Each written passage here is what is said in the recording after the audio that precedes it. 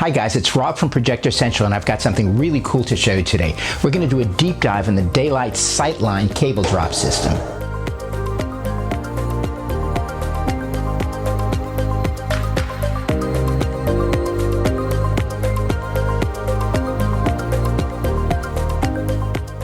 So Da-Lite introduced the SightLine in 2022. It uses a recessed in-ceiling cassette that has 3 or as many as 4 1mm aircraft cables that drop the screen down from the ceiling.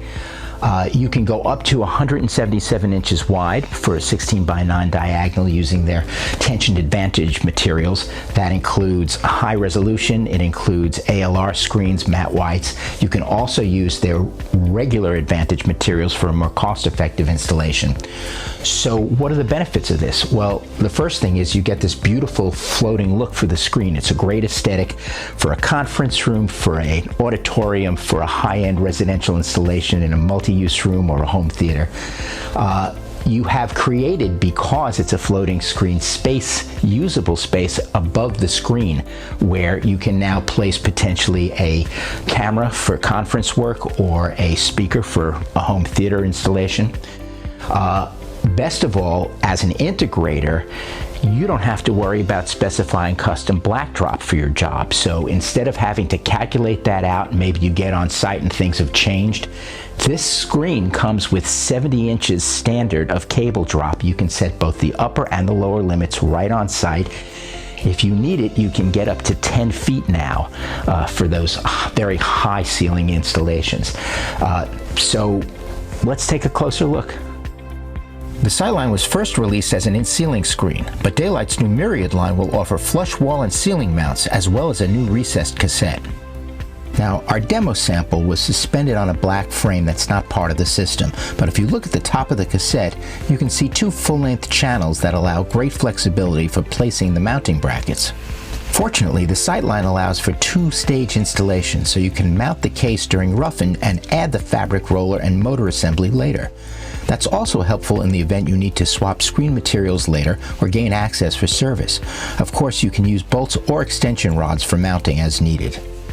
As seen from below, there's an access door that covers most of the cassette's opening and largely conceals the motor and roller assembly. I removed the access door to get a better look at the mechanicals and was impressed with the solid build quality and design. The cables, typically 3 or 4 for wider screens, are of a fine 1mm aircraft grade for reliability.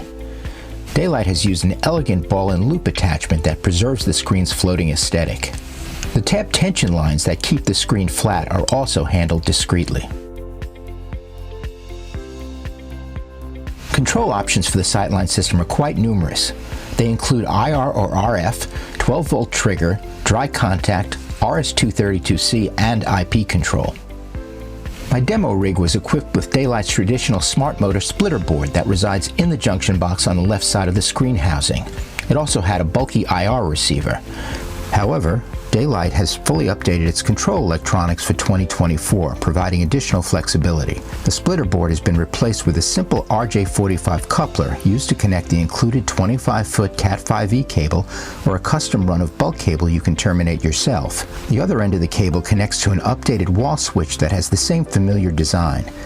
It's all you need to set limits and includes dry contact and 5 or 12-volt trigger connections for third-party control.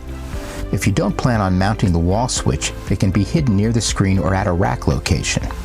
Another important upgrade is that Da-Lite has introduced a new optional compact controller that can also be placed near the screen or remotely via Cat cable or bulk wire.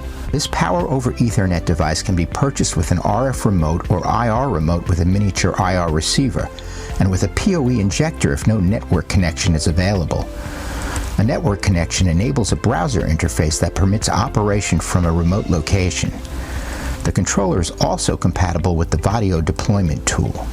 I experimented with adjusting the screen's lower limit via Da-Lite's wall switch interface and found it an easy procedure. Whether or not you're using the new controller, the wall switch is required for setting limits, but as I mentioned, it doesn't have to be permanently mounted. Setting limits is simple.